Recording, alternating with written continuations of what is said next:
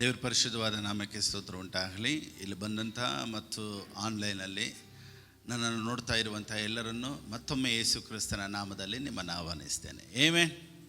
So who we are in Christ, ಕ್ರಿಸ್ತನಲ್ಲಿ ನಾವು ಯಾರು ಅನ್ನೋದನ್ನು ನಾನು ಒಂದು 2 ವಾರದಿಂದ ಮಾತಾಡ್ತಾ ಇದ್ದೀನಿ. ಮತ್ತು ಇವತ್ತು ಸಹ ಅದ್ರ ಬಗ್ಗೆ ಸ್ವಲ್ಪ ನಾವು ನೋಡೋಣ. ರೋಮಾಪುರದವರು ಬರೆದ ಪುಸ್ತಕ 5ನೇ ಅಧ್ಯಾಯ 9ನೇ ವಾಕ್ಯ. The book of Romans chapter 5 verse 9. ಈಗ ನಾವು ಆತನ ರಕ್ತದಿಂದ ನೀತಿವಂತರಾಗಿರಲಾಗಿ ಆತನ ಮೂಲಕ ಬರುವ ಕೋಪಕ್ಕೆ ತಪ್ಪಿಸಿಕೊಳ್ಳುವುದು ಮತ್ತು ನಿಶ್ಚಯವಲ್ಲವೇ. 2 ಕೊರಿಂಥಿಯನ್ಸ್ 5:21. 2 ಕೊರಿಂಥದವರು ಬರೆದ ಪುಸ್ತಕ 5ನೇ ಅಧ್ಯಾಯ 21ನೇ ವಾಕ್ಯ. ನಾವು ಆತನಲ್ಲಿ ದೇವರಿಗೆ ಸಮರ್ಪಕರಾದ ನೀತಿ ಸ್ವರೂಪಿಗಳಾಗುವಂತೆ ದೇವರು ಪಾಪಜ್ಞಾನವಿಲ್ಲದ ಆತನನ್ನು ನಮಗೋಸ್ಕರ ಪಾಪ ಸ್ವರೂಪಿಯಾಗ ಮಾಡಿದನು. Amen. Christian life is not changing life, Christian life is exchanging life. ಇವಾಗ ಒಳ್ಳೆಯವರು ಬೇರೆ, ನೀತಿವಂತರು ಬೇರೆ. ನೀತಿವಂತರು ಒಳ್ಳೆಯವರಾಗ್ಬೋದು, ಒಳ್ಳೆಯವರೆಲ್ಲ ನೀತಿವಂತರಾಗೋದಕ್ಕಾಗೋದಿಲ್ಲ. ಇವಾಗ ಉದಾಹರಣೆ ಈ ರೀತಿ ಹೇಳ್ತೀನಿ ನೋಡಿ. Romans 5:9. Since we have now been justified by his blood. Justified ಅಂದರೆ ಕೋರ್ಟ್ ತೀರ್ಮಾನ. ಇವಾಗ ಒಂದು ತಪ್ಪು ಮಾಡಿಬಿಡ್ತಾರೆ ಅಂತ ಹೇಳಿ ಕೋರ್ಟ್ ಅವ್ರನ್ನ ಏನು ಹೇಳುತ್ತೆ ಗೊತ್ತಾ? ಅಪರಾಧಿ ಮತ್ತು ನಿರಪರಾಧಿ. ಕೋರ್ಟ್ ತೀರ್ಮಾನ ಏನು ಹೇಳುತ್ತೆ? ಅಪರಾಧಿ ಅಥವಾ ನಿರಪರಾಧಿ ಅಂತ ಹೇಳುತ್ತೆ ಹೊರತು ಕೋರ್ಟ್ ತೀರ್ಮಾನ ಮಾಡಿ ಅವನು ಒಳ್ಳೆಯವನು ಅಂತ ಹೇಳಲ್ಲ. ಒಳ್ಳೆಯವನು ಕ್ಯಾರೆಕ್ಟ್ರಿಗೆ ಸಂಬಂಧಪಟ್ಟಿದ್ದು, ನೀತಿವಂತವನು ಕೋರ್ಟ್ಗೆ ಸಂಬಂಧಪಟ್ಟಿದ್ದು. ಇವರು ಯಾವ ತಪ್ಪು ಮಾಡಲಿಲ್ಲ, ಯಾವ ಸಾಕ್ಷಿ ಕಂಡು ಬರಲಿಲ್ಲ. ಆದುದರಿಂದ ಈ ಕೋರ್ಟು ಇವರನ್ನು ನಿರಪರಾಧಿ ಎಂದು ಬಿಡುಗಡೆ ಮಾಡುತ್ತೆ ಅಂತ ತೀರ್ಮಾನ ಬರುತ್ತೆ. ಸೊ ನಿರಪರಾಧಿ ಅಂತ ತೀರ್ಮಾನ ಮಾಡುತ್ತೆ ಹೊರತು ಅವನು ಒಳ್ಳೆಯವನು, ತುಂಬ ನಾನು ನೋಡಿದ್ದೀನಿ ಅವನ ಕ್ಯಾರೆಕ್ಟ್ರು ಅಂತ ಕೋರ್ಟ್ ಹೇಳಲ್ಲ. ಸೊ ಜಡ್ಜ್ಮೆಂಟ್ ನೀತಿವಂತನ ಇಲ್ವಂತ. ಸೊ ನಮಗೆ ನಮ್ಮ ಕ್ಯಾರೆಕ್ಟರ್ಸ್ನೆಲ್ಲ ನೋಡಿ, ನಾವು ಒಳ್ಳೆಯವರ ಕೆಟ್ಟವರ ಅಂತ ನೋಡಿ ನಮಗೆ ದೇವರು ನೀತಿವಂತನು ಎಂಬ ಪದವಿನ ಕೊಡಲಿಲ್ಲ. ನೀವು ಒಳ್ಳೆಯವರ ಕೆಟ್ಟವರ ಅಂತ ಬರಲಿಲ್ಲ. ಅದು ದೇವರು ತೀರ್ಮಾನ ಮಾಡಿದ್ರು, ಆತನ ರಕ್ತದಿಂದ ನನ್ನನ್ನು ನಿಮ್ಮನ್ನು ನೀತಿವಂತರು ಅಂತ ತೀರ್ಮಾನ ಆಯಿತು. It is not connected with our characters. ನೋಡಿ, ನೀತಿವಂತರು ಅಂದರೆ ಇವರೆಲ್ಲ ತುಂಬ ಒಳ್ಳೆಯವರಪ್ಪ ಆ ಥರ ಬರಲ್ಲ. ಅದು ಕೋರ್ಟಿಂದ ತೀರ್ಮಾನ ಆಗಿರೋದು, ಪರಲೋಕದಿಂದ ತೀರ್ಮಾನ ಆಗಿರೋದು ನೀನು ನೀತಿವಂತನು. ಸರಿ, ಈ ನೀತಿವಂತರು ಅನ್ನೋ ನಮಗೆ ಕಾನ್ಸೆಪ್ಟ್ ಯಾಕೆ ನಮ್ಗೆ ತುಂಬ ಅರ್ಥ ಆಗಬೇಕು ಗೊತ್ತಾ? ಪ್ರಾವರ್ಬ್ಸ್ 28:1 ಓದಿ. ಜ್ಞಾನೋಕ್ತಿಗಳು ಬರೆದ ಪುಸ್ತಕ 28:1. ಶಿಷ್ಟನು ಸಿಂಹದಂತೆ ಧೈರ್ಯದಿಂದಿರುವನು. ಶಿಷ್ಟನು ಅಂದರೆ ಇಂಗ್ಲಿಷ್ ಬೈಬಲಲ್ಲಿ ಹೇಳುತ್ತೆ righteous, but the righteous are bold as lion. ಸಿಂಹ ಥರ ಇರ್ತಾರಂತೆ ಯಾರು? ನೀತಿವಂತರು. ನೋಡಿ, ಸಿಂಹ ಯಾವುದಕ್ಕೂ ಭಯಪಡಲ್ಲ. ಜಿಂಕೆನ ಯಾವುದಾದ್ರೂ ಒಂದು ಪ್ರಾಣಿ ಅಟ್ಟಿಸ್ಕೊಂಡು ಹೋಗುತ್ತೆ, ಆನೆನ ಅಟ್ಟಿಸ್ಕೊಂಡು ಹೋಗುತ್ತೆ, ಕಾಡೆಮ್ಮೆನ ಅಟ್ಟಿಸ್ಕೊಂಡು ಹೋಗುತ್ತೆ. ಸಿಂಹನ ಅಟ್ಟಿಸ್ಕೊಂಡು ಹೋಗೋದು ಯಾವುದೂ ಇಲ್ಲ. ಸಿಂಹನೇ ಇರೋದ್ರಲ್ಲೇ ಎಲ್ಲರನ್ನೂ ಅಟ್ಟಿಸ್ಕೊಂಡು ಹೋಗೋದು. ಸಿಂಹ ನೋಡಿ ಚಿಕ್ಕಿದೆ, ವೆಯ್ಟಲ್ಲಿ ನೋಡಿದ್ರೆ ಇದು ಚಿಕ್ಕಿದೆ, ಅದರ ಒಳಗಡೆ ಅದು ದೊಡ್ಡದು. ಅದು ಒಳಗಡೆ ಅದು ಮೈಂಡಲ್ಲಿ ಏನು ಗೊತ್ತಾ? ಒಬ್ಬನ ಗುರಿ ಇಟ್ಟುಬಿಟ್ರೆ ಅದು ಅವನ್ನ ಅಟ್ಯಾಕ್ ಮಾಡಲೇಬೇಕು ಅಂತ ಓಡುತ್ತೆ ನೋಡ್ದ. ಅದಕ್ಕೆ ಹೆಸರು ಸಿಂಹ ಅಂತ. ಬೈಬಲ್ ಅದಕ್ಕೇ ನೀತಿವಂತನ ಸಿಂಹಕ್ಕೆ ಹೋಲಿಸ್ತೈತೆ.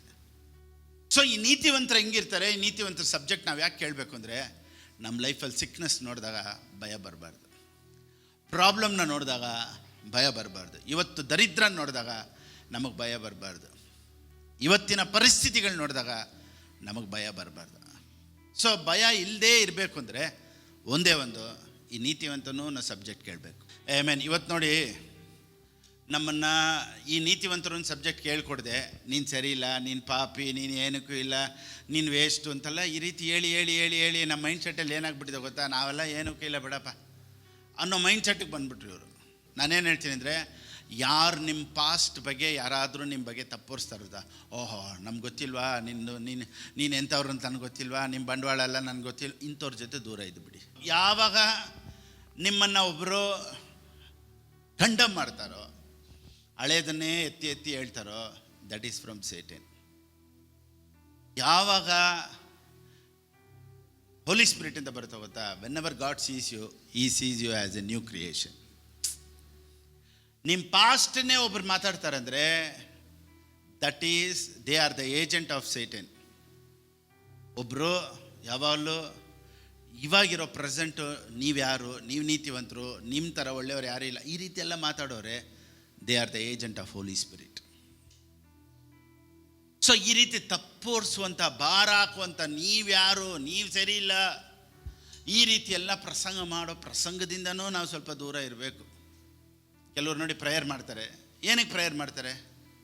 ಪ್ರೀತಿಯಲ್ಲಿ ಪ್ರೇಯರ್ ಮಾಡಲ್ಲ, ಬೈದಲ್ಲೇ ಪ್ರೇಯರ್ ಮಾಡ್ತಾರೆ.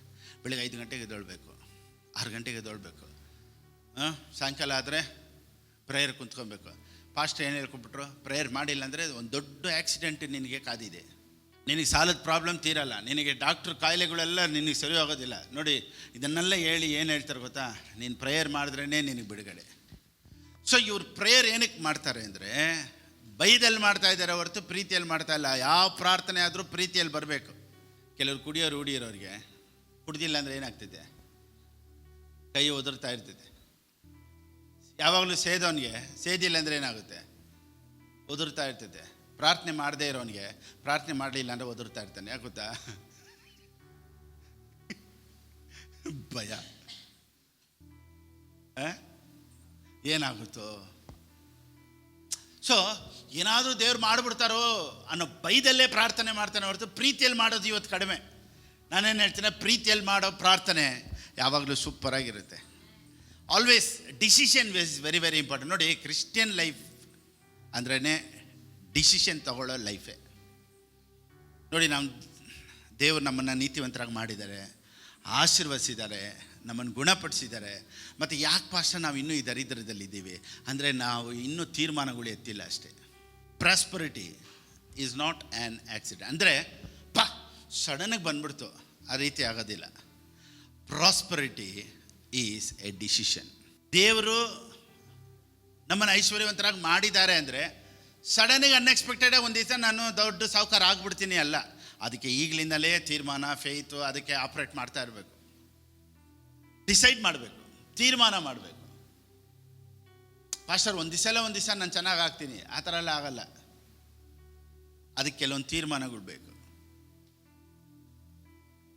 Price the Lord. ನೋಡಿ, ತೀರ್ಮಾನ ತಗೊಂಡು ಕೊಡೋರು. ನೋಡಿ, ಗಿವಿಂಗಲ್ಲೂ 2 ಟೈಪ್ ಗಿವಿಂಗ್ ಇದೆ. 2 type giving. One is emotional giving. ಇವಾಗ ಯಾರಾದರೂ ಒಂದು ಪಾಸ್ಟರ್ ಬಂದ್ಬಿಟ್ಟು ಇಮೋಷ್ನಲಾಗಿ ಮಾತಾಡ್ತಾರೆ. ನೀನು ಇವತ್ತು ಕೊಡು, ನಿನಗೆ 100 ಪರ್ಸೆಂಟ್ ಬಂದ್ಬಿಡ್ತೈತೆ. ಇವತ್ತು ನೀನು ಕೊಡು, ನೋಡಿ ನಾಳೆ ನಿನ್ನ ಮಿರಕಲ್ ನಡೆಯುತ್ತೆ. ಇವತ್ತು ನೀನು ಅಕೌಂಟ್ಗೆ ಹಾಕಿ ನೋಡು, ನಿನ್ನ ಸಾಲ ಎಲ್ಲ ತೀರಿಬಿಡುತ್ತೆ. ಇವತ್ತು ನೀನು ಹಾಕು ನೋಡಿ, ಇಮೋಷ್ನಲ್. ಸಡನ್ನಾಗಿ ಕೊಟ್ಬಿಟ್ರೆ ಸಡನ್ ಸಾಹುಕಾರ ಆಗಿಬಿಡ್ತೀವಿ. ನೋಡಿ, ಇಮೋಷ್ನಲಾಗಿ ಹೋಗ್ಬಾರ್ದು. ಕೆಲವ್ರು ಪಾಸ್ಟರ್ ಹಾಕು ಅಂತ ಹೇಳ್ತಾರೆ. ಕೆಲವ್ರು ಪ್ರೀಚಿಂಗ್ಗಳೆಲ್ಲ ಕೇಳಿ ಗೋಲ್ಡ್ ಬಿಚ್ ಕೊಟ್ಬಿಡ್ತಾರೆ, ಉಂಗುರ ಕೊಟ್ಬಿಡ್ತಾರೆ, ಚೈನ್ ಬಿಚ್ ಕೊಟ್ಬಿಡ್ತಾರೆ, ಆಮೇಲೆ ಚೆಕ್ ಕೊಟ್ಬಿಡ್ತಾರೆ. ನೋಡಿ, ಒಂದೊಂದು ಪ್ರೀಚಿಂಗ್, ಒಬ್ಬರು ಪ್ರೀಚಿಂಗ್ ಮಾಡ್ತಾ ಇದ್ದಂಗೆ ಕೆಲವ್ರು ಕೊಡೋ ಥರ ಆಗಿಬಿಡ್ತಿದೆ. Because that is an emotional giving. ಅದಕ್ಕೆ 50% ಮಾರ್ಕ್. ಡಿಸಿಷನ್ ಗಿವಿಂಗ್ ಅಂತ ಒಂದು ಇದಲ್ಲ, ಅದಕ್ಕೆ 100% ಮಾರ್ಕ್. ಈ ಸಂದೇಶದ ಮುಖಾಂತರ ನಿನ್ನ ಫೈನಾನ್ಷಿಯಲ್ ಲೆವೆಲ್ ಚೇಂಜ್ ಆಗುತ್ತೆ ಅನ್ನೋದ್ರಲ್ಲಿ ಯಾವ ವಿಧವಾದಂಥ ಸಂದೇಹ ಇಲ್ಲ. ಆಮೆನ್. ಇಮೋಷ್ನಲ್ ಗಿವಿಂಗ್ ಅಂದರೆ ಏನಂತ ಹೇಳ್ತೀನಿ ನೋಡಿ. ಇಮೋಷ್ನಲ್ ಗಿವಿಂಗ್ ಅಂದರೆ ಏನು ಗೊತ್ತಾ, ಯಾರೋ ಒಬ್ರು ನಿಮ್ಮನ್ನು ಪ್ರೊವೋಕ್ ಮಾಡೋದು, ಅಥವಾ ನಿಮ್ಮನ್ನು ಕೊಡೋ ಥರ ಒಂದು ಪ್ರಸಂಗ ಮಾಡಿ ಕೊಡಿಸೋದು. It's like provoking. ಅಂದರೆ ನಿಮ್ಮನ್ನು ಕೊಡೋ ಥರ ಮಾಡೋದು. ಆ ರೀತಿ ಕೊಡೋದು ಕೆಲಸ ಆಗುತ್ತೆ, ಆದರೆ ಅರ್ಧ ಮಾತ್ರ. ಅಂದರೆ ಅದರಲ್ಲೂ ಬರುತ್ತೆ ನೋಡಿ, ಯಾವ ರೀತಿ ಕೊಟ್ಟರೂ ಬರುತ್ತೆ. ಆದರೆ ನಾನು ಕೊಡಲೇಬೇಕು ಅಂತ ತೀರ್ಮಾನ ಮಾಡಿ ಕೊಡ್ತಾರೆ ನೋಡ್ದಾ, ಅದಕ್ಕೆ 100% ಮಾರ್ಕ್. ಈ ರೀತಿ ಹೇಳ್ತೀನಿ ನೋಡಿ. ಇಮೋಷ್ನಲ್ ಗಿವಿಂಗಲ್ಲಿ ಹೆಂಗೆ ಗೊತ್ತಾ, ಒಳ್ಳೆ ಮೂಡಿದ್ರೆ ಕೊಡ್ತೀವಿ, ಮೂಡಿಲ್ಲ ಅಂದರೆ ಕೊಡಲ್ಲ. ನಾನು ಫುಲ್ ಖುಷಿಯಾಗಿದ್ದುಬಿಟ್ರೆ ಕೊಟ್ಟುಬಿಡ್ತೀನಿ. ನನಗೇ 100 ಪ್ರಾಬ್ಲಮ್ಮು, ತಲೆ ಕೆಟ್ಟೋಗ್ಬಿಟ್ಟಿದೆ, ಇವಾಗ ಕೊಡಲ್ಲ ನಾನು. ಯಾಕೆ ಗೊತ್ತಾ, ನನಗೇ ಪ್ರಾಬ್ಲಮ್. ಇದೇನು ಗೊತ್ತಾ, ಇಮೋಷ್ನಲ್ ಗಿವಿಂಗ್. ಡಿಸಿಷನ್ ಗಿವಿಂಗ್ ಏನು ಗೊತ್ತಾ, ನನಗೆ 100 ಪ್ರಾಬ್ಲಮ್ ಬರಲಿ, ದೇವ್ರದ್ದೇ ತಗೋ, ನಾನು ಹೆಂಗಾರು ಮೇಂಟೈನ್ ಮಾಡ್ಕೊಂತೀನಿ. ಆದರೆ ದೇವ್ರಿಗೆ ಎತ್ತಿಡೋದು ಫಸ್ಟು ದೇವ್ರಿಗೆ ಎತ್ತಿಟ್ಟು ಬಿಡ್ತೀನಿ. This is decision giving. Emotional giving, ನಿನ್ನ ಇಮೋಷನ್ ಚೇಂಜ್ ಆದಾಗ your giving will be changing. ಅರ್ಥ ಆಗ್ತಾಯಿದಾ? ಇವಾಗ ಕೊಡಬೇಕು ಅಂತ ಆಸೆ ಇರ್ತೈತೆ, ತಿರ್ಗಾ ಮನೆಗೆ ಹೋಗಿದ ತಕ್ಷಣ ಏನಾಗ್ಬಿಡ್ತೈತೆ ಅಂತ ತೀರ್ಮಾನಗಳು ಚೇಂಜ್ ಆಗ್ಬಿಡುತ್ತೆ. ಯಾಕೆ ಗೊತ್ತಾ? ಮೂಡ್ ಸ್ವಿಂಗ್ ಅಂತಾರೆ ಗೊತ್ತಾ? ಮೂಡ್ ಸ್ವಿಂಗ್ ಆಗುತ್ತೆ. ಕೆಲವ್ರಿಗೆ ಮೂಡ್ ಸ್ವಿಂಗ್ ಅಂತಾರೆ. ಕೆಲವ್ರು ನೋಡಿ ಮಾತಾಡ್ತಾ ಇರ್ತಾರೆ, ಸೀರಿಯಸ್ ಆಗಿಬಿಡ್ತಾರೆ. ಕೆಲವ್ರು ನೋಡಿ ಸೀರಿಯಸ್ ಆಗಿರ್ತಾರೆ, ನಗಾಡ್ತಾ ಇರ್ತಾರೆ. ಈ ಮೂಡ್ ಸ್ವಿಂಗ್ ಇರೋರ ಹತ್ರ ಮಾತಾಡೋದು ತುಂಬ ಕಷ್ಟ. ಅವ್ರ ಮೂಡ್ ಯಾವಾಗ ಚೆನ್ನಾಗಿರ್ತವೆ, ಒಬ್ರ ಹತ್ರ ಪ್ರೈಸ್ ಲಾಡ್ ಅಂತ ಹೇಳ್ಬಿಟ್ರೆ ಸಾಕು. ಚೆನ್ನಾಗಿದ್ದಾಗ ಏನು ಮಾಡ್ತಾರೆ ಗೊತ್ತಾ? ಪ್ರೈಸ್ ಲಾಸ್ ಎಷ್ಟೇ ಇರ್ತಾರೆ, ಇನ್ನೊಂದ್ಸಲ ಪ್ರೈಸ್ ಲಾಡ್. ಯಾಕೋದಾ? ಇವ್ರು ಏನೋ ಒಂದು ಟೆನ್ಷನಲ್ಲಿ ಬಂದಿರ್ತಾರೆ, ಅದನ್ನು ಇಲ್ಲಿ ತೋರಿಸ್ಬಿಡ್ತಾರೆ. ಅವ್ರ ಕೈಲಿ ಕಂಟ್ರೋಲ್ ಮಾಡೋಕ್ಕಾಗೋದಿಲ್ಲ. ಯಾಕೆ ಗೊತ್ತಾ? ಮೂಡಿ ಪರ್ಸನ್. ಎಲ್ಲರೂ ಹೇಳಿ. ಅವರು ಮ್ಯಾನೇಜ್ ಮಾಡೋಕ್ಕಾಗೋದಿಲ್ಲ, ಅವ್ರ ಮೈಂಡ್ ಸೆಟ್ ಮ್ಯಾನೇಜ್ ಮಾಡೋಕ್ಕಾಗೋದಿಲ್ಲ. ಅವರು ತುಂಬ ಇಮೋಷ್ನಲ್. ನೋಡಿ, ತುಂಬ ಇಮೋಷ್ನಲ್ ಆಗಿರೋರು ಯಾವಾಗ ಅಳ್ತಾರೆ, ಯಾವಾಗ ನಗ್ತಾರೆ, ಯಾವಾಗ ಕೊಡ್ತಾರೆ, ಯಾವಾಗ ಸ್ಟಾಪ್ ಮಾಡ್ತಾರೆ ಗೊತ್ತಾಗಲ್ಲ. ಆದರೆ ಡಿಸಿಷನ್ ಗಿವಿಂಗ್ ಹೆಂಗೆ ಗೊತ್ತಾ? ಅವ್ರಿಗೇನೇ ಪರಿಸ್ಥಿತಿ ಇರಲಿ ಕರೆಕ್ಟಿಗೆ ಆನ್ ಟೈಮ್ ಬರ್ತಾ ಇರ್ತೈತೆ, ಅದು ತಪ್ಪೋದಿಲ್ಲ. ಸೊ ಯಾರನ್ನ ದೇವರು ಆಶ್ವಾಸತೆಗೆ ಇಷ್ಟಪಡ್ತಾರೆ ಗೊತ್ತಾ?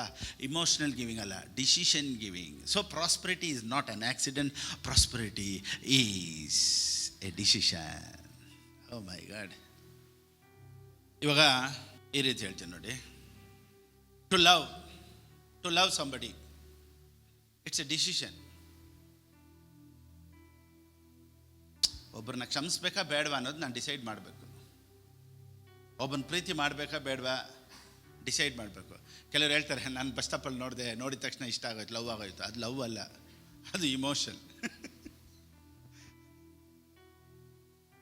ಈ ಹುಡುಗಿ ನೋಡಿದ ತಕ್ಷಣ ಇಷ್ಟ ಆಗೋಯ್ತು. ಏನಕ್ಕೆ? ಕೂದಲು ಉದ್ದ ಇತ್ತು, ನಾಳೆ ಎಲ್ಲ ಉದುರೋದ್ರೆ. ಈ ಹುಡುಗ ತುಂಬ ಇಷ್ಟ ಆಯಿತು ಫಸ್ಟ್. ಯಾಕೆ? ಬೆಳ್ಳಿಗಿದ್ದ. ಅವನು ಸಣ್ಣಲ್ಲಿ ಟ್ಯಾನ್ ಆಗಿಬಿಟ್ಟು ಕಪ್ಪಗಾಗ್ಬಿಟ್ಟ. ಏನು ಮಾಡೋದು? ಇನ್ನೊಂದು ಬೆಳ್ಳಿಗಿರೋ ಹುಡುಗನ್ನ ಬೇರೆ ನೋಡ್ಕೊಂಡ್ಬಿಡ್ತಾರೆ. ಯಾಕೊತ್ತಾ? ಇಮೋಷನ್.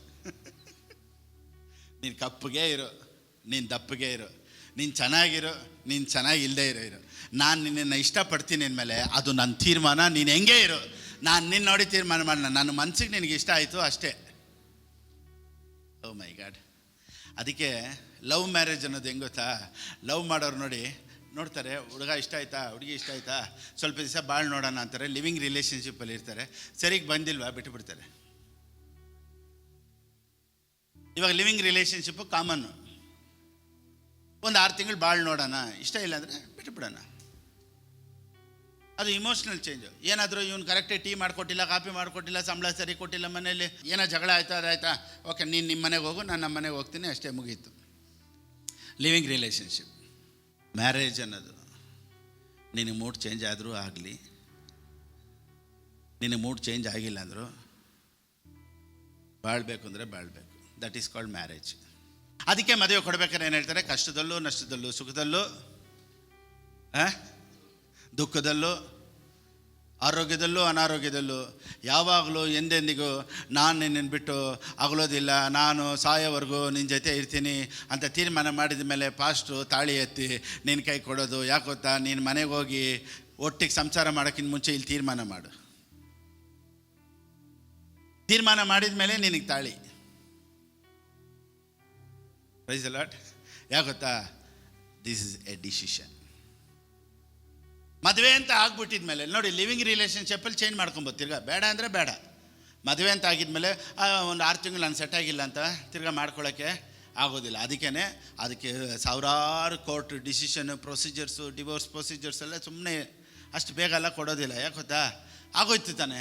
ಆಗೋಗಿದ್ಮೇಲೆ ಅದರಿಂದ ಆಚೆ ಬರೋದಕ್ಕೆ ತುಂಬ ಕಷ್ಟ. ಸೊ ಮದುವೆಗಿಂತ ಮುಂಚೆ ಏನು ಮಾಡಬೇಕು? ಅವನು ಡಿಸೈಡ್ ಮಾಡಬೇಕು. ಎಲ್ಲರೂ ಹೇಳಿ. ಅಷ್ಟೇ. ಏನೇ ಆದರೂ ನೋಡ್ಕೊಳ್ಳೋ ಜವಾಬ್ದಾರಿ ನಂದು. ಅದು ಡಿಸಿಷನ್. ಆ ರೀತಿಯೇ ನಿನಗೆ ಪ್ರಾಸ್ಪರಿಟಿಯಲ್ಲಿ ಇರಬೇಕಾ? ಡಿಸಿಷನ್ ಇರಬೇಕು, ಡಿಸೈಡ್ ಮಾಡಬೇಕು. ಏನೇ ಆದರೂ ನನಗೆ ಬರೋ ವರಮಾನದಲ್ಲಿ ಫಸ್ಟು ದೇವರಿಗೆ ಅಂತ ಎತ್ತಿಡೋದ್ರಲ್ಲಿ ನಾನು ಚೇಂಜ್ ಆಗೋದೇ ಇಲ್ಲ. ನೋಡಿ, that is called decision. Praise the Lord. ನೋಡಿ, ಇದೆಲ್ಲ ಹೇಳ್ಕೊಡೋಕ್ಕೆ ಸ್ವಲ್ಪ ಧೈರ್ಯ ಬೇಕು. ಎಲ್ಲರೂ ಹೇಳ್ಕೊಡೋಕ್ಕಾಗಲ್ಲ.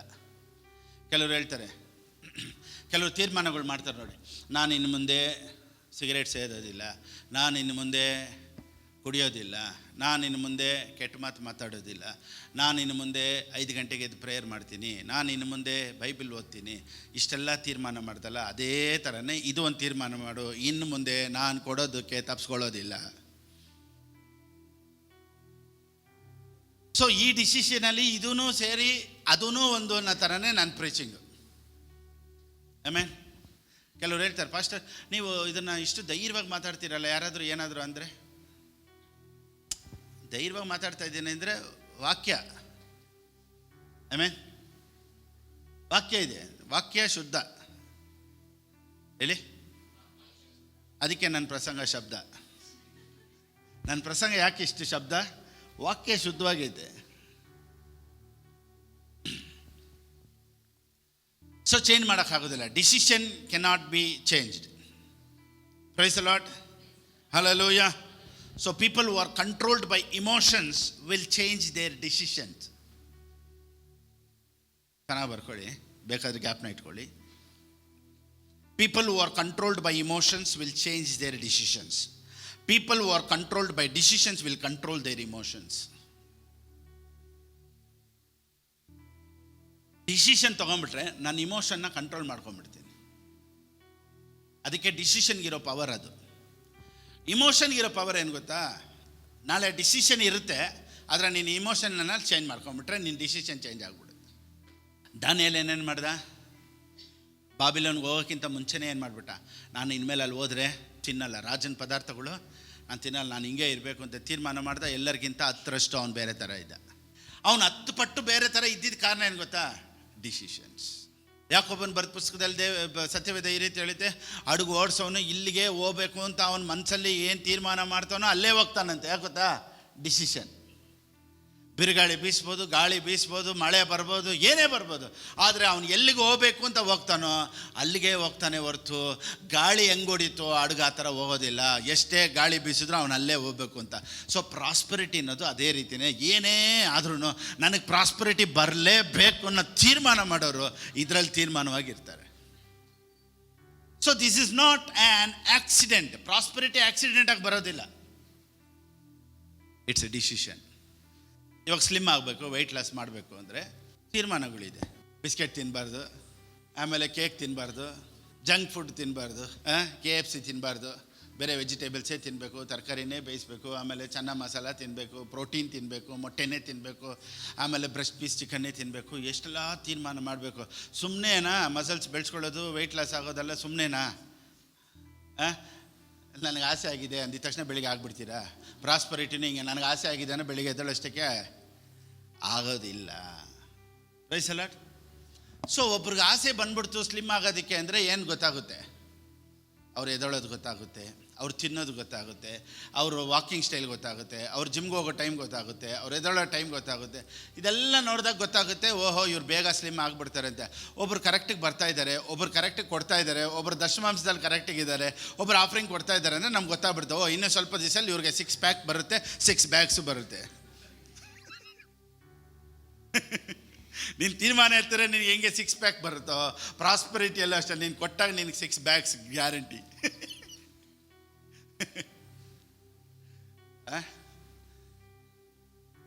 Price the Lord, hallelujah, amen, praise God. ನೋಡಿ, offering is not about money. Offering is all about discipline. ಒಂದು ಶಿಸ್ತು. ಆಫರಿಂಗ್ ಅಂದರೆ ಏನು ಗೊತ್ತಾ? ಅದೊಂದು ಶಿಸ್ತು. ಏನು ಗೊತ್ತಾ? ತೀರ್ಮಾನ. ನಾನು ಮಾಡಿಬಿಟ್ಟು ನಾನು ಇದನ್ನ ಎತ್ತಿಡಲೇಬೇಕು ಅಂತ ತೀರ್ಮಾನ ಮಾಡ್ತೀನಿ ನೋಡಿ, ಡಿಸಿಪ್ಲಿನ್. ಅದು ಡಿಸಿಪ್ಲಿನ್ ಕನೆಕ್ಟೆಡ್ ಆಗಿರೋದು. ಕೊಟ್ಟರೆ ಕೊಡೋದು, ಬಿಟ್ಟರೆ ಬಿಡೋದು, ಇದೆಲ್ಲ ಹೆಂಗೆ ಗೊತ್ತಾ? ನೀನು ಆ ಥರ ಮಾಡಲಿಲ್ಲ ಅಂದ್ರೂ ದೇವ್ರಿಗೆ ನಿಮ್ಮ ಮೇಲೆ ಏನು ಕೋಪ ಇಲ್ಲ. ಕೊಡೋದ್ರ ಬಗ್ಗೆ ಯಾಕೆ ಮಾತಾಡೋದು ಗೊತ್ತಾ? ಪೌಲನ್ ಏನು ಹೇಳ್ತಾ ಗೊತ್ತಾ? ಅನೇಕರನ್ನು ಐಶ್ವರ್ಯವಂತನಾಗಿ ಮಾಡೋದಕ್ಕಾಗಿಯೇ ನಮ್ಮ ಕೆಲಸ. ನೋಡಿ, 2 ಕೊರಿಂಥದವರು ಬರೋ ಪುಸ್ತಕ 6:10 ನೋಡಿ. 2 Corinthians 6:10. ಅನೇಕರಿಗೆ ಐಶ್ವರ್ಯವನ್ನು ಉಂಟು ಮಾಡುವವರು. ಎಲ್ಲರೂ ಹೇಳಿ, ಎಲ್ಲರೂ ಹೇಳಿ. ಆದರೆ ಇವನು ಏನು ಹೇಳ್ತಾರೆ ಅಂದರೆ, ಕೆಳಗಡೆ ಏನೂ ಇಲ್ಲದವರಾಗಿದ್ದರು ಅಂತ ಹೇಳ್ತಾರಲ್ಲ, ಮತ್ತೆ ಏನೂ ಇಲ್ಲ ಅಂತ ಹೇಳ್ತಾರೆ. ಇವ್ರು ಹೆಂಗೆ ಐಶ್ವರ್ಯವಂತರಾಗಿ ಮಾಡ್ತಾರೆ? ಏನೋ ಯಾವತ್ತಾರು ಯೋಚನೆ ಮಾಡಿದ್ದೀರಾ? ಇವ್ರೇನು ಹೇಳ್ತಾರೆ, ಪೌಲನ್ ಏನು ಹೇಳ್ತಾನೆ? ಏನೂ ಇಲ್ಲದವರಾಗಿದ್ದರು ಅಂತ ಹೇಳ್ತಾರೆ. ಅದರ ಮೇಲ್ವಾಕ್ಯ ಏನು ಹೇಳುತ್ತೆ? ಅನೇಕರಿಗೆ ಐಶ್ವರ್ಯವನ್ನುಂಟು ಮಾಡುವವರು. ಇಂಗ್ಲೀಷಲ್ಲಿ ಮೇಕಿಂಗ್ ಮೆನಿ ರಿಚ್. ಎಲ್ಲರೂ ಹೇಳಿ ನೋಡಿ. ಪ್ರಾಸ್ಪರಿಟಿ ಪ್ರೀಚಿಂಗ್ ಅನ್ನೋದು ಬೈಬಲಲ್ಲಿ ಒಂದಿಲ್ಲ. ಕೆಲವ್ರು ಹೇಳ್ತಾರೆ, ಓ ಇವರು ಪ್ರಾಸ್ಪರಿಟಿ ಮಾತಾಡ್ತಾರೆ. ಪ್ರಾಸ್ಪರಿಟಿ ಪ್ರೀಚಿಂಗ್ ಅಂತ ಒಂದು ಸಬ್ಜೆಕ್ಟೇ ಇಲ್ಲ. Every preacher has to speak prosperity. ಅರ್ಥ ಆಯ್ತಾ? ಓ ಇವರು ಪ್ರಾಸ್ಪರಿಟಿ ಪ್ರೀಚರ್ ಅಂತ ಒಬ್ಬರಿಗೆ ಹೆಸರು ಬರಬಾರ್ದು. ಎಲ್ಲ ಪ್ರೀಚರ್ಸ್ ಏನು ಮಾತಾಡಬೇಕು? ಇದಕ್ಕೆ ಅಂತ ಸ್ಪೆಷಲ್ ಆಗಿ ಯಾರು ಇಲ್ಲ ನೋಡಿ. MBBS doctor general physician. ಅವರು ಕಣ್ಣೋಗಿ ಹೋಗಲಿ, ಹೊಟ್ಟೆ ನೋವು ಹೋಗಲಿ, ಫೀವರ್ ಹೋಗಲಿ, ಏನಕ್ಕೆ ಹೋಗಲಿ ಅವರು ಟ್ರೀಟ್ಮೆಂಟ್ ಕೊಟ್ಟೇ ಕೊಡ್ತಾರೆ. ಯಾರವರು? General physician. ಆಗಲ್ಲ ಅಂತೆ. ಅವರು ಟ್ರೀಟ್ಮೆಂಟ್ ಕೊಟ್ಟು ಕೆಲಸ ಆಗಿಲ್ಲ ಅಂದಾಗ ಅದಕ್ಕೆ ತಕ್ಕನಂಗೆ ಐ ಸ್ಪೆಷಲಿಸ್ಟ್ ಹತ್ರ ಕಳಿಸ್ತಾರೆ, ಹಾರ್ಟ್ ಸ್ಪೆಷಲಿಸ್ಟ್ ಹತ್ರ ಕಳಿಸ್ತಾರೆ. First normally general physician MBBS doctor ಏನು ಮಾಡ್ತಾರೆ ಗೊತ್ತಾ? ಹೋಗಿದ ತಕ್ಷಣ ಎಲ್ಲದಕ್ಕೂ ಏನು ಮಾಡಬೇಕು? ಔಷಧಿ ಕೊಟ್ಟು ಒಂದು ಸತಿ ಏನು ಮಾಡ್ತಾರೆ? ಟ್ರೈ ಮಾಡ್ತಾರೆ. ಸೊ ಎಲ್ಲ ಪ್ರೀಚರು ಅಷ್ಟೇ. ಎಲ್ಲ ಪ್ರೀಚರ್ಸು MBBS ಡಾಕ್ಟ್ರ್ ಇದ್ದಂಗೆ ಕರೆಕ್ಟಾಗಿ ಪ್ರಾಸ್ಪರಿಟಿನೇ ಮಾತಾಡಬೇಕಲ್ಲ. ಎಲ್ಲ ಸಬ್ಜೆಕ್ಟಲ್ಲೂ ಇದು ಸಬ್ಜೆಕ್ಟ್ ಮಾತಾಡಲೇಬೇಕು. ಆಶೀರ್ವಾದ ಇಲ್ಲ, ದರಿದ್ರ ಅಂತ ಮಾತಾಡೋದಕ್ಕೆ ಏನಕ್ಕೆ ನಾವು ಇಷ್ಟು ಕಷ್ಟಪಡಬೇಕು? ದೇವರೆಲ್ಲನೂ ಮಾಡಿ ಇಟ್ಟಿದ್ದಾರೆ. ದೇವ್ರ ನೋಡಿ, we are not in warfare. ನಾವು ಯುದ್ಧ ಮಾಡೋ ಜಾಗದಲ್ಲೇ ಇಲ್ಲ. ಯುದ್ಧ ಮಾಡಿದ್ದನ್ನು ಹೊಂದ್ಕೊಳ್ಳುವವರೇ ನಾವು. ಆಮೇಲೆ ಈ ಸತ್ಯನ ಇವತ್ತು ಅನೇಕರಿಗೆ ತಿಳಿ ನೋಡಿ. ಅನೇಕ ಕ್ರೈಸ್ತರಿಗೆ ಅನೇಕ ಭಾರಗಳನ್ನ ಮೇಲಿಟ್ಟಿದೆ.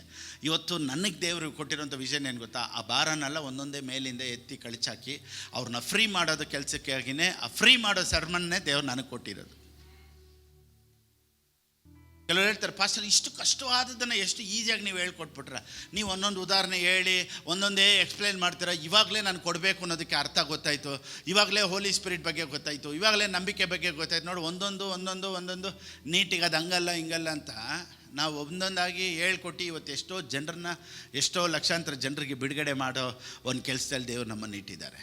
ಸೊ ಎರಡು ಪ್ರೀಚಿಂಗ್ ಇದೆ. ಒಂದು ಭಾರ ನೀಡೋ ಪ್ರೀಚಿಂಗು, ಇನ್ನೊಂದು ಪ್ರೀಚಿಂಗು ಭಾರನ ತೆಗೆಯೋ ಪ್ರೀಚಿಂಗ್. ಅದಕ್ಕೆ ಒಂದು ವಾಕ್ಯ ಇದೆ, ಓದಿ. ಮತ್ತಾಯನ ಬರೆದ ಪುಸ್ತಕ 23:4, ಮ್ಯಾಥ್ಯೂ 23:4. ಅವರು ಭಾರವಾದ ಹೊರೆಗಳನ್ನು ಕಟ್ಟಿ ಜನರ ಹೆಗಲಿನ ಮೇಲೆ ಹೊರಿಸುತ್ತಾರೆ. ಜನರ ಹೆಗಲ ಮೇಲೆ ಹೊರಿಸ್ತಾರಂತೆ. ಇವತ್ತು ಅನೇಕ ಪ್ರಸಂಗಗಳು ಹೆಂಗೆ ಗೊತ್ತಾ? ದೊಡ್ಡ ಭಾರನಿಟ್ಟು ಹೆಗಲ ಮೇಲೆ ಇಟ್ಬಿಟ್ಟು ಕಳಿಸಿದ್ರು, ಹೋಗು. ಅವ್ರು ಹೋಗ್ತಾನೆ, ಸೋತ್ರಪ್ಪ. ನೋಡಿ, ಇವತ್ತು ಪ್ರೇಯರ್ ಮಾಡಬೇಕು. ಕೈ ಒದರ್ತಾಯ್ತು ಇವತ್ತು ಜನರಿಗೆ. ಪಾಸ್ಟರ್ ಪ್ರೇಯರ್ ಮಾಡೋ 6 ಗಂಟೆ ಪ್ರೇಯರ್ ಮಾಡಿಲ್ಲ ಅಂತ ದೇವ್ರು ಕೋಪಿಸ್ಕೊಂಡ್ಬಿಡ್ತಾರೆ, ದೇವ್ರು ಸಾಯಿಸ್ಬಿಡ್ತಾರೆ, ಕಾಯಿಲೆ ಕೊಟ್ಟುಬಿಡ್ತಾರೆ. ನೋಡಿ, ಭಾರನ ಇಟ್ಬಿಟ್ಟು ಹೋಗ್ಬಿಡ್ತಾರೆ. ಅವ್ರು ಯಾವಾಗಲೂ ನೋಡಿ, ಕೆಲವೊಂದು ಪ್ರೀಚರ್ಸ್ಗಳಿಗೆ ಹೆಂಗೆ ಗೊತ್ತಾ? ಕೆಲವೊಂದು ಬಿಲೀವರ್ಸ್ನ ಎಂಗೇಜ್ಡಾಗಿ ಇಟ್ಕೊಂಡಿರ್ಬೇಕು. ಸ್ತೋತ್ರ ಹೇಳ್ತಾ ಇರಬೇಕು, ಕರೆಕ್ಟಾಗಿ ಚರ್ಚಿಗೆ ಬರ್ತಾ ಇರಬೇಕು. ಇಲ್ಲಾಂದರೆ ರೋಡಲ್ಲಿ ಆಕ್ಸಿಡೆಂಟ್ ಆಗಿಬಿಡ್ತೈತೆ. ನೀನು ಇಲ್ಲಿಂದ ಅಲ್ಲಿಗೆ ಹೋದರೆ ಅಷ್ಟೇ ಲಾರಿ ನಿನ್ನ ಮೇಲೆ ಹತ್ತು ಬಿಡ್ತೈತೆ, ದೆವ್ವದ ಕಾಟ ಬಂದುಬಿಡ್ತೈತೆ. ನೋಡಿ, ಕೆಲವೊಂದು ಕಡೆ ಅವಾಗೆಲ್ಲ ಏನು ಮಾಡೋರು ಗೊತ್ತಾ? ಈ ಆವಾಡ್ಸೋರು ಅದೇನೋ ಆವಾಡಿಗ ಬಂದ್ಬಿಟ್ಟು ಈ ಮಾಟ ಮಂತ್ರ ಥರ ಏನೋ ಒಂದು ಮಾಡೋರು ರೋಡಲ್ಲಿ. ಹೆಂಗೆ ಗೊತ್ತಾ? ಅರ್ಧದಲ್ಲಿ ಹೋಗಬಾರ್ದು ಅನ್ನೋರು. ಇಲ್ಲ, ನೋಡ್ತಾ ಇರ್ತಾರೆ, ಯಾರು ಅರ್ಧದಲ್ಲಿ ಹೋಗಬಾರ್ದು, ಹಾವು ಕಚ್ಚಿಬಿಡ್ತೈತೆ ಅಂತ ಏನೋ ಹೇಳ್ತಾರೆ. ಅದಕ್ಕೆ ಅದು ಮುಗಿಯೋವರೆಗೂ ಅವನು ಅಲ್ಲಿಂದ ಅಲ್ಲಾಡೋಗಿಲ್ಲ. ಅಲ್ಲೇ ಏನೋ ಒಂದು ಜಾದುಗಾರ ಮೋಡಿ ಥರ ಮಾಡ್ತಾ ಇರ್ತಾರೆ.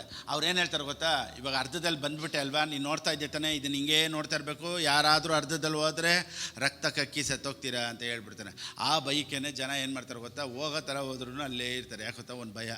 ಇವತ್ತು ಎಲ್ಲರೂ ಒಂದೇ ಕಡೆ ನಿಂತಿರೋದೇನು ಗೊತ್ತಾ? ನೀನು ಹೋದರೆ ಅರ್ಧದಲ್ಲಿ ರಕ್ತ ಕಕ್ಕಿ ಸತ್ತೋಗ್ತೀಯ ಅಂತ ಏನೋ ಒಂದು ಭಯ ಇಟ್ಟಿರೋದಕ್ಕೆ ಅವ್ರು ಹಂಗೇ ನಿಂತ್ಕೊಂಡು ನೋಡ್ತಾ ಅವ್ರೆ. ನೋಡಿ, ಭಾರ ಇಲ್ಲದೇ ಇರೋ ಜೀವಿತನೇ ಕ್ರಿಶ್ಚಿಯಾನಿಟಿ. ಕೆಲವರು ಈ ಥರ ಈಸಿಯಾದ ಮೆಸೇಜ್ ಕೊಟ್ಟಿದ ತಕ್ಷಣ ನಮ್ಮನ್ನು ಹೆಂಗೆ ನೋಡ್ತಾರೆ? ಕಲ್ಟ್ ಪ್ರೀಚರ್ಸ್ ಥರ ನೋಡ್ತಾರೆ. ಅಯ್ಯೋ, ಇವ್ರದ್ರಲ್ಲಿ ಏನೋ ಸೂಕ್ಷ್ಮ ಐತೆ, ಇವ್ರು ಏನೂ ಮಾಡೋದು ಬೇಡ ಅಂತಾರೆ, ಕೊಡೋದು ಬೇಡ ಅಂತಾರೆ, ಪ್ರೇಯರ್ ಇಲ್ಲ ಅಂತಾರೆ, ಇವ್ರದ್ದು ಏನೋ ಐತಪ್ಪ, ಇವ್ರದ್ದು ವಿಷಯನೇ ಕೇಳಬಾರ್ದು ಅಂತ ಅಪ್ಪಿ ಮೀರಿ ಒಳಗೆ ಬಂದವರೇ ಸಿಕ್ಕಾಕೊಂಡಿರೋದು. ಇನ್ನೂ ಅರ್ಧ ಜನ ಗೊತ್ತಾ? ಸ್ವಲ್ಪ ಬೊಗ್ ನೋಡಿದ್ರೆ ಅಪ್ಪ ಅಂತ ಓಡಾಗ್ಬಿಡ್ತಾರೆ. ಆದರೆ ಇಲ್ಲಿ ಒಂದು ಸತಿ ನೀನು ಬಂದುಬಿಟ್ರೆ, ಒಂದು ಸತಿ if you have tasted the love of God, ಇನ್ನೇನು ಲೈಫಲ್ಲಿ ತಿರ್ಗಾ ಹಿಂದೆ ಹೋಗೋದಿಲ್ಲ. ಅದೇ ಈ ಸತ್ಯ. Amen. Praise the Lord. Amen. So ಈ ಬೈಬಲ್ ಏನು ಹೇಳುತ್ತೆ? They bind heavy burdens hard to bear and lay them on men's shoulders. ಭಾರವಾದ ಹೊರೆಗಳನ್ನು ಕಟ್ಟಿ ಜನರ ಹೆಗಲಿನ ಮೇಲೆ ಹೊರಿಸುತ್ತಾರೆ. ಸೊ ಯಾವಾಗ ಒಂದು ಭಾರ ಒಬ್ರು ಇಡ್ತಾರೋ ಅವರು ಪರಿಸಾಯರು. ಅವ್ರ ಪ್ರಸಂಗ ಯಾವ ಪ್ರಸಂಗ? ಪರಿಸಾಯರ ಪ್ರಸಂಗ. ಮತ್ತು ಯಾವ ಪ್ರಸಂಗ ಪಾಸ್ಟರ್ ಕರೆಕ್ಟು? ಮತ್ತಾಯನ ಬರೆದ ಪುಸ್ತಕ 11ನೇ ಅಧ್ಯಾಯ 28ನೇ ವಾಕ್ಯ. ಮ್ಯಾಥ್ಯೂ 11:28. ನೋಡಿ ಮತ್ತೆ 11:28 ಅಂದ ತಕ್ಷಣ ಇದುವರೆಗೂ ಓದ್ದೇ ಇರೋರ ಥರ ಎತ್ತಾ ಇದ್ರ. ಎಲೆ ಕಷ್ಟಪಡುವವರೇ ಹೊರೆ ಹೊತ್ತವರೇ ನೀವೆಲ್ಲರೂ ನನ್ನ ಬಳಿಗೆ ಬನ್ನಿ, ನಾನು ನಿಮ್ಗೆ ಏನು ಮಾಡ್ತೀನಿ? ವಿಶ್ರಾಂತಿ ಕೊಡ್ತೀನಿ. ಎಲ್ಲಿ ವಿಶ್ರಾಂತಿ ಇದೆಯೋ, ಎಲ್ಲಿ ರೆಸ್ಟ್ ಇದೆಯೋ, that is the preaching of Jesus Christ. ಅದು ಯೇಸು ಕ್ರಿಸ್ತನ ಪ್ರಸಂಗ. ಏನು ಪ್ರಸಂಗ ಗೊತ್ತಾ? ರೆಸ್ಟ್. ನಾನು ನಿಮಗೆ ವಿಶ್ರಾಂತಿ ಕೊಡ್ತೀನಿ. ಎಲೆ ಕಷ್ಟಪಡುವವರೇ ಹೊರೆ ಹೊತ್ತುವರೇ ನೀವೆಲ್ಲ ನನ್ನ ಬಳಿಗೆ ಬನ್ನಿ ಅಂದರೆ, ಇನ್ನು ಮೇಲೆ ಕಷ್ಟಪಡಬೇಡ್ರಿ, ಇನ್ಮೇಲೆ ಭಾರ ಹೊತ್ತಬೇಡ್ರಿ, ಇನ್ಮೇಲೆ ಕೆಲ್ಸಕ್ಕೆ ಹೋಗ್ಬೇಡ್ರಿ, ನೀವು ಕ್ರಿಶ್ಚಿಯನ್ ಆಗಿಬಿಡಿ, ನಿಮಗೆ ಫ್ರೀಗೆ ಸಂಬಳ ಕೊಡ್ತೀನಿ ಅಂತ ಹೇಳಿದ್ರ? ಎಲೆ ಕಷ್ಟಪಡುವವರೇ ಹೊರೆ ಹೊತ್ತುವರೆ ಅಂದರೆ, ಹೊರೆ ಅಂದರೆ ಏನು ಗೊತ್ತಾ? ಮೂಟೆ ಎತ್ತೋದು, ಕಲ್ಲೆತ್ತೋದು, ಸಿಮೆಂಟ್ ಎತ್ತೋದು, ಕೆಲಸ ಮಾಡೋದ್ರ ಬಗ್ಗೆ ಅಲ್ಲ. ದೇವರ ವಾಕ್ಯದ ಮುಖಾಂತರ ಇಟ್ಟಿರುವಂಥ ಹೊರೆ, ವಾಕ್ಯದ ಮುಖಾಂತರ ಇಟ್ಟಿರುವಂಥ ಭಾರ. ನೀನು ಇದೇ ಮಾಡಬೇಕು, ಹಿಂಗೆ ಇರಬೇಕು, ಹಿಂಗೆ ಇರಬೇಕು, ಹಿಂಗೆ ಇರಬೇಕು, ಇಲ್ಲಾಂದ್ರೆ ಅಷ್ಟೇ ಅನ್ನೋ ಭಾರಗಳನ್ನು ಇವತ್ತು ದೇವ್ರು ಏನು ಹೇಳ್ತಾರೆ ಗೊತ್ತಾ? ಅದನ್ನೆಲ್ಲ ಎತ್ತಾಕ್ತೀನಿ ಬಂದ್ಬಿಟ್ಟು ನೀನು. ನೋಡಿ, ಕೊಡೋದನ್ನು ಹೆಂಗೆ ಕೊಡಬೇಕು ಅಂತ ಬೈಬಲ್ ಹೇಳಿದೆ. 2 ಕೊರಿಂಥಿಯನ್ಸ್ 9:6. ಇನ್ನೊಂದು ಸತಿ ಓದಿ. 9:7. 2 ಕೊರಿಂಥದವ್ರು ಬರೆದ ಪುಸ್ತಕ 9:7. ಪ್ರತಿಯೊಬ್ಬನು ತನ್ನ ತನ್ನ ಹೃದಯದಲ್ಲಿ ನಿರ್ಣಯಿಸಿಕೊಂಡ ಪ್ರಕಾರ ಕೊಡಲಿ, ದುಃಖದಿಂದಾಗಲಿ ಬಲಾತ್ಕಾರದಿಂದಾಗಲಿ ಯಾರೂ ಕೊಡಬಾರದು. ಬಲಾತ್ಕಾರ ಎಲ್ಲರೂ ಹೇಳಿ. ಕೊಡೋದ್ರಲ್ಲಿ ಬಲಾತ್ಕಾರ ಮಾಡಬಾರ್ದು. ಪ್ರೀತಿಯಲ್ಲಿ ಕೊಡೋ ಥರ ಮಾತಾಡಬೇಕು. ಇಮೋಷ್ನಲ್ ಗಿವಿಂಗ್ ಏನು ಗೊತ್ತಾ? ಪಾಸ್ಟರ್ ಇವರು ಬಲಾತ್ಕಾರ ಮಾಡಿಬಿಟ್ರು. Each of you should give whatever you have decided. What you have decided. So before giving, you should decide. Prosperity is not an accident. Prosperity is a decision. ಸರಿ, okay. 2 Corinthians 6:10 ಇನ್ನೊಂದು ಸತಿ ಬರೋಣ. ಅದರಲ್ಲಿ ಅರ್ಧ ಬಿಟ್ಬಿಟ್ಟು ಯಾವಾಗಲೇ ಇದನ್ನು ಸ್ವಲ್ಪ ಮುಗಿಸ್ಬಿಡೋಣ, ಕ್ಲಿಯರ್ ಮಾಡಿಬಿಡೋಣ. ದುಃಖ ಪಡುವವರಾಗಿದ್ದು ಯಾವಾಗಲೂ ಸಂತೋಷ ಪಡುವವರು, ಬಡವರಾಗಿದ್ದು ಅನೇಕರಿಗೆ ಐಶ್ವರ್ಯನು ಉಂಟು ಮಾಡುವವರು, ಏನು ಇಲ್ಲದವರಾಗಿದ್ದರೂ ಎಲ್ಲ ಇದ್ದವರು ಆಗಿದ್ದೇವೆ. ಸೊ ಎಲ್ಲ ಪ್ರೀಚರ್ಸು, ಇದನ್ನೇ ಆವಾಗಲೇ ಹೇಳಕ್ಕೆ ಬಂದೆ, ಸ್ವಲ್ಪ ಡಿವೇಟ್ ಆಯಿತು, ಮತ್ತೆ ಹೇಳ್ತೀನಿ. ಎಲ್ಲ ಪ್ರೀಚರ್ಸನ್ನು ಪ್ರಾಸ್ಪರಿಟಿನ ಮಾತಾಡಬೇಕು. ಯಾಕಂದರೆ ಬೈಬಲ್ ಹೇಳುತ್ತೆ ಮೇಕಿಂಗ್ ರಿಚ್. ಸೊ ಒಂದೊಂದು ವಿಶ್ವಾಸಿಗಳು ಚೆನ್ನಾಗಿರಬೇಕು, ಐಶ್ವರ್ಯವಾಗಿರಬೇಕು, ಆಶೀರ್ವಾದವಾಗಿರಬೇಕು, ಆರೋಗ್ಯವಾಗಿರಬೇಕು. ಇದನ್ನೇ ಎಲ್ಲ ಪಾಸ್ಟರ್ಸು ಪ್ರೀಚ್ ಮಾಡಬೇಕು. ಓ ಇವ್ರು ಹೀಲರು, ಇವರು ಪ್ರಾಸ್ಪರಿಟಿ ಪ್ರೀಚರು ಅನ್ನೋ ಸಪ್ರೇಷನ್ನೇ ಇಲ್ಲ. ಎಲ್ಲರೂ ಜನರಲ್ ಫಿಸಿಷಿಯನ್ ಥರ ಎಲ್ಲ ಪ್ರೀಚರ್ಸು ಮಾತಾಡಬೇಕು. ಏನೂ ಇಲ್ಲದವರಾಗಿದ್ದರು ಅಂತ ಪೌಲನ್ ಹೇಳ್ತಾನಲ್ಲ. ಏನೂ ಇಲ್ಲದವರಾಗಿದ್ದಾರೆ ಅಂತ ಮತ್ತೆ ಪೌಲನ್ ಹೇಳ್ತಾನೆ. ಮತ್ತು ನಾನು ಸ್ವಂತ ಕೈಯಿಂದ ಕೆಲಸ ಮಾಡಿದೆ ಅಂತಾರೆ, ಗೂಡಾರ ಕಟ್ಟಿದೆ ಅಂತಾರೆ, ನಾನು ಎಲ್ಲ ಥರ ಕಾಣಿಕೆ ತಗೊಳ್ಳಲ್ಲ ಅಂತಾರೆ. ಕರೆಕ್ಟಾ? ಕಾಂಟ್ರಾಡಿಕ್ಷನ್. ನಾನು ರಾತ್ರಿ ಆಗಲೂ ದುಡ್ದಿದ್ದೀನಿ ಅಂತ ಹೇಳ್ತಾರೆ, ಕಾಣಿಕೆ ಮೇಲೆ ಡಿಪೆಂಡ್ ಆಗಿಲ್ಲ ಅಂತ ಹೇಳ್ತಾರೆ. ಇದೆಲ್ಲ ಹೇಳ್ಬಿಟ್ಟು ಇಲ್ಲೇನು ಹೇಳ್ತಾರೆ? ಅನೇಕರನ್ನ ಐಶ್ವರ್ಯವನ್ನು ಅಂತಾರೆ. ನೋಡಿ, ಅದು ಪೌಲನ ಇಷ್ಟ, ಪೌಲನ ಡಿಸಿಷನ್. ಪ್ರಾಸ್ಪರಿಟಿ ಐತೆ ಅಂತ ಇಟ್ಕೊಳ್ಳಿ, ದುಡ್ಡು ಐತೆ ಅಂದರೆ ಕೆಲವ್ರಿಗೆ ಉಂಗುರ ಹಾಕಬೇಕು ಅಂತ ಆಸೆ, ಕೆಲವ್ರಿಗೆ ಚೈನ್ ಹಾಕಬೇಕು ಅಂತ ಆಸೆ, ಹೌದಾ ಇಲ್ವಾ? ಕೆಲವ್ರಿಗೆ ಬ್ರೇಸ್ಲೆಟ್ ಹಾಕಬೇಕು ಅಂತ ಆಸೆ, ಕೆಲವ್ರಿಗೆ ಶೂಟ್ ಹಾಕಬೇಕು ಅಂತ ಆಸೆ. ಕಾಸು ಬಂದಿದ್ದ ತಕ್ಷಣ, ಇದೆಲ್ಲ ಬಂದಿದ್ದ ತಕ್ಷಣ ಅವ್ರದ್ದು ಗುರುತುಗಳು ಚೇಂಜ್ ಆಗ್ತಾ ಇರ್ತೈತೆ, ಹೌದಾ? ನಾನೇನು ಹೇಳ್ತೀನಿ, ನೀನು ಸ್ವಲ್ಪ ಒಂದು ಉಂಗುರ ಹಾಕಿದ ತಕ್ಷಣ, ಒಂದು ಬ್ರೇಸ್ಲೆಟ್ ಹಾಕಿದ ತಕ್ಷಣ, ಒಂದು ಚೈನ್ ಹಾಕಿದ ತಕ್ಷಣ, ಒಂದು ಗಾಡಿ ತೊಗೊಂಡಿದ್ದ ತಕ್ಷಣ, ನೀನು ಶೂಟ್ ಹಾಕಿದ ತಕ್ಷಣ ನೀನು ಪ್ರಾಸ್ಪರಿಟಿಯಲ್ಲಿ ಇದೆಯಾ ಅಂತ ಅರ್ಥ ಅಲ್ಲ. ಕೆಲವರು ಪಟಾಪಟಿ ನಿಕ್ಕರ್ ಹಾಕ್ಕೊಂಡು, ಒಂದೇ ಒಂದು ಲುಂಗಿ ಹಾಕ್ಕೊಂಡು, ಒಂದು ಹೆಗಲ ಮೇಲೆ ಟವಲ್ ಹಾಕ್ಕೊಂಡಿರ್ತಾರೆ, 100 ಕೋಟಿಗೆ ಬಾಳ್ತಾ ಇರ್ತಾರೆ. ನೀನು ಬೇರೆ ಒಂದೇ ಒಂದು ಉಂಗುರ ಚೈನ್ ಹಾಕ್ಕೊಂಡು ಏನು ಬೇರೆ ನಾವು ಬೇರೆ ಒಂದು ಉಂಗುರ ಚೈನ್ ಹಾಕ್ಕೊಂಡು ಸುಮ್ಮನೆ ಕೋಟಿ ಬ್ಯಾಂಕಲ್ಲಿ ಇಟ್ಕೊಂಡಿರೋ ಥರ ಆ್ಯಕ್ಟ್ ಮಾಡ್ತಾ ಇದ್ದೀವಿ. ಆದರೆ ಕೆಲವ್ರಿಗೆ ನೋಡಿ ಆಸೆ ಇರಲ್ಲ ಅಷ್ಟೇ, ಆದರೆ ಕೋಟಿಗೆ ಬಾಳ್ತಾರೆ. ಕೆಲವು ನೋಡಿ, ಇಲ್ಲೇ ನಮ್ಮ ಏರಿಯಲ್ಲೇ ರಾಮೂರ್ತಿನವ್ರು NRL ಲೆವೆಟಲ್ಲೇ ಇಟ್ಕೊಳ್ಳಿ, ಓದಿಲ್ಲ ಮಾಡಿಲ್ಲ, ಬೇರೆ ಇಷ್ಟು ಶಾರ್ಟ್ಸ್ ಹಾಕ್ಕೊಂಡಿರ್ತಾರೆ, ಎಲೆ ಅಡಿಗೆ ಹಾಕ್ಕೊಂಡು ಕುಂತಿರ್ತಾರೆ. ಏನಪ್ಪ ಅಂದ್ರೆ ನೋಡಿ, ಇಲ್ಲಿಂದ ತೋಟ ಕಾಣಿಸ್ತಾ ಇಲ್ವಾ, ಅದು ಆಮೇಲೆ ಜಮೀನು, ಈ ಬಿಲ್ಡಿಂಗು ಎಲ್ಲ ನಂದೇ ಅಂತ ಕುಂತಿರ್ತಾರೆ. ಅವನ್ನ ಕೆಳಗಿಂದ ಮೇಲಕ್ಕೆ ನೋಡಬೇಕು, ಎಷ್ಟು 100 ಕೋಟಿ ಬೆಲೆ ಬಾಳೋನು ಹೆಂಗೆ ಕೂತವನೇ ಎಲೆ ಅಡಿಕೆ. ಆ ಥರ ಪೌಲನ್ಗೆ ಅವನಿಗೆ ಇಷ್ಟ ಇಲ್ಲ, ನಾನೇನು ಮಾಡಲಿ? ಅವನೇನು ಹೇಳ್ತಾನೆ, ನನಗೇನು ಇಲ್ಲ ಅಂದ್ರೂ ಅಂದರೆ ನನಗಿಷ್ಟ ಇಲ್ಲ ಹಾಕೋಕ್ಕೆ. ನೋಡಿ, ನಾನೊಂದು ಉಂಗುರ ಹಾಕ್ತೀನಿ ಅಂದರೆ ಸೀಸನಲ್ಗೆ ಹಾಕ್ತೀನಿ, ತಿರ್ಗಾ ಬೇಕಾದರೆ ಬಿಚ್ಚಿಟ್ಬಿಡ್ತೀನಿ. ನಾನೊಂದು ಚೈನ್ ಹಾಕ್ತೀನಿ, ತಿರ್ಗಾ ಬಿಚ್ಚಿಟ್ಬಿಟ್ಟು, ಬ್ರೇಸ್ಲೆಟು ಕೆಲವೊಂದು ದಿವಸ ಹಾಕ್ತೀನಿ, ಬಿಚ್ಚಿಟ್ಬಿಡ್ತೀನಿ. ಆದರೆ ಇದೆಲ್ಲ ಹಾಕ್ಕೊಂಡಿದ್ರೇ ನಾನು ಪ್ರಾಸ್ಪರಿಟಿ ಪ್ರೀಚರ್ ಅಂತ ಹೇಳ್ಬೇಕಾದಂಥ ಅವಶ್ಯಕತೆ ಇಲ್ಲ. ನಾನು ಉಂಗುರ ಹಾಕಿದೆ, ಚೈನ್ ಹಾಕಿದೆ, ಬ್ರೇಸ್ಲೆಟ್ ಹಾಕಿದೆ, 100 ಕೋಟಿ ಬ್ಯಾಂಕಲ್ಲಿ ಇಟ್ಕೊಂಡಿದ್ರೆ ಏನು ಮಾಡ್ತೀರಾ?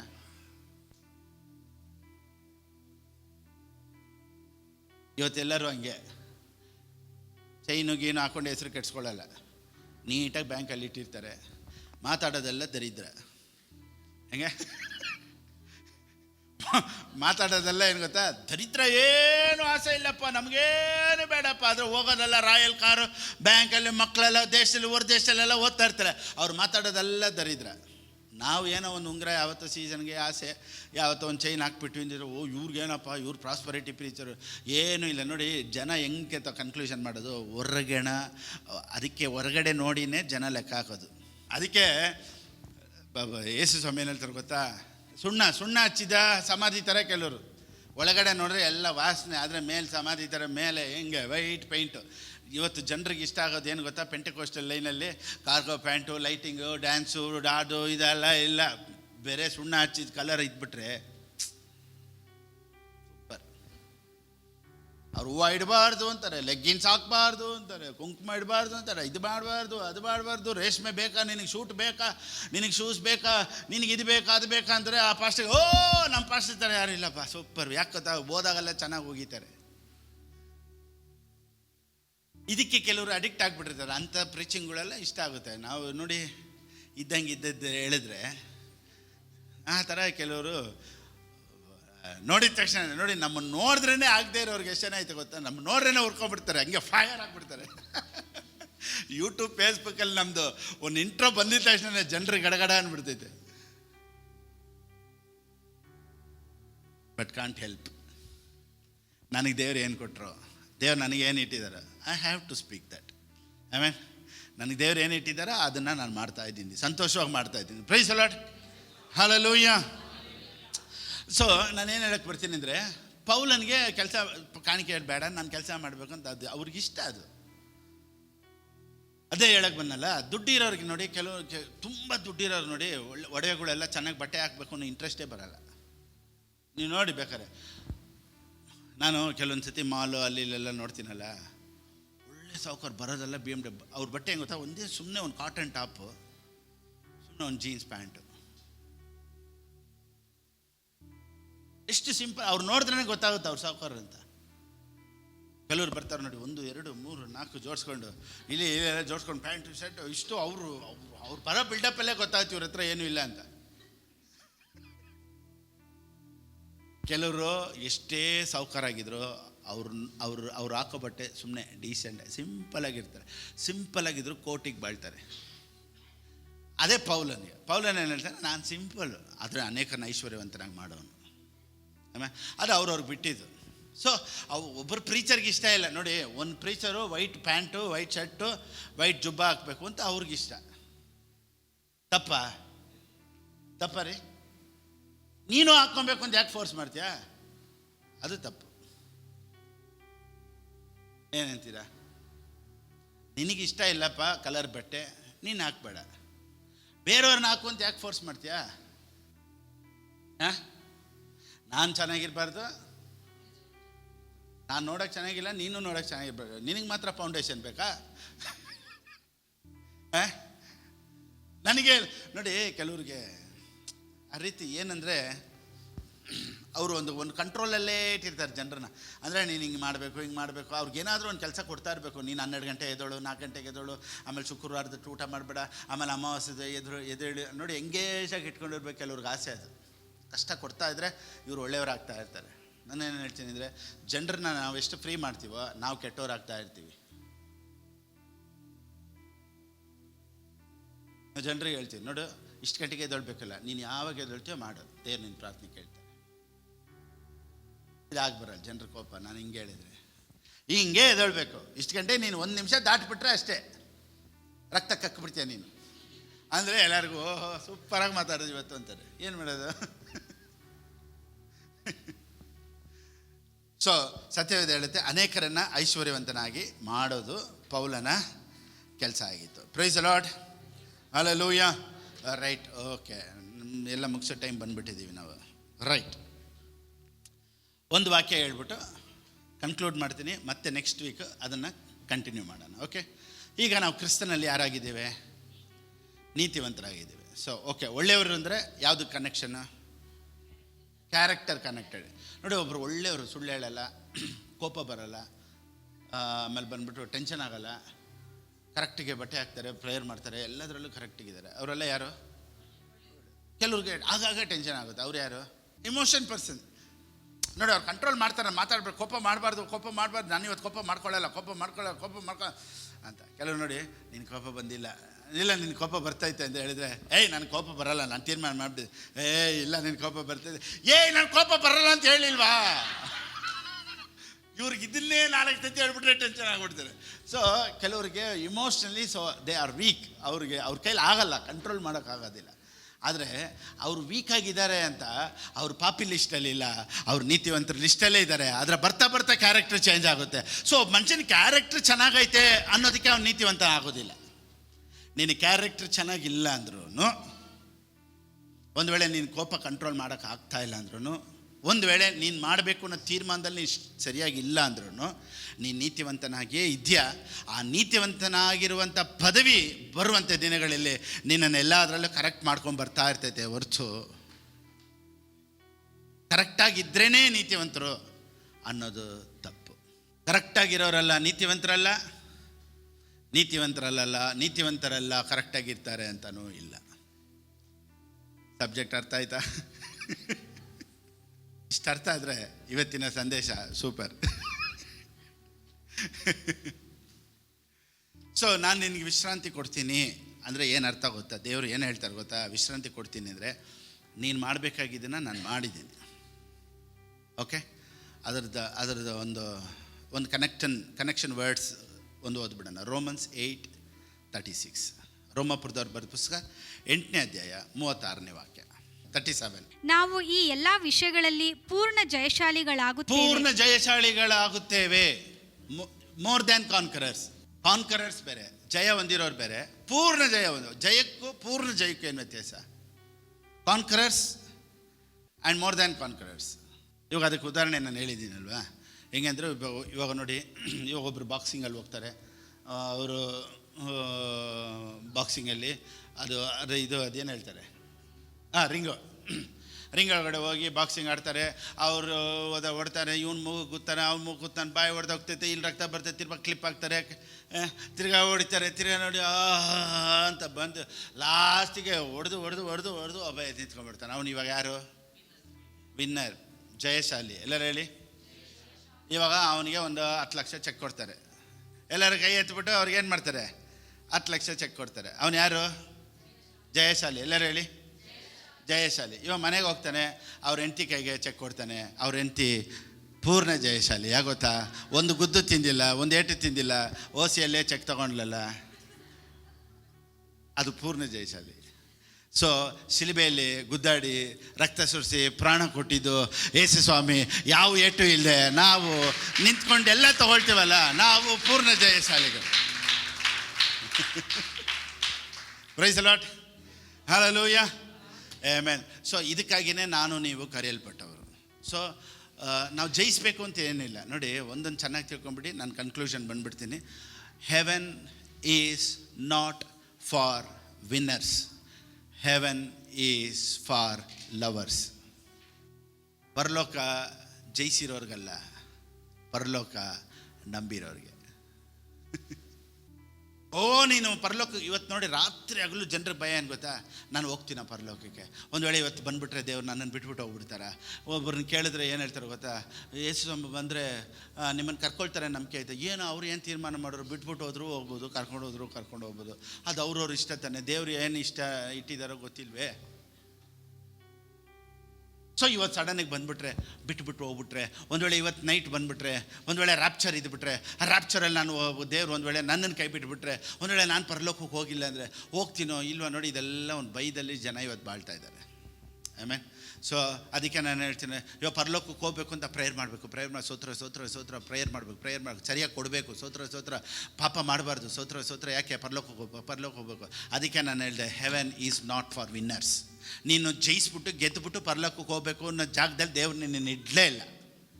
Amen. Heaven is not for winners, heaven is for lovers. Amen. ನೀನು ದೇವ್ರನ್ನ ಪ್ರೀತಿ ಮಾಡಿ ದೇವ್ರನ್ನ ನಂಬಿದೆಯಲ್ಲ, ನೀನು ಪರಲೋಕಕ್ಕೆ ಹೋಗ್ತೀಯ.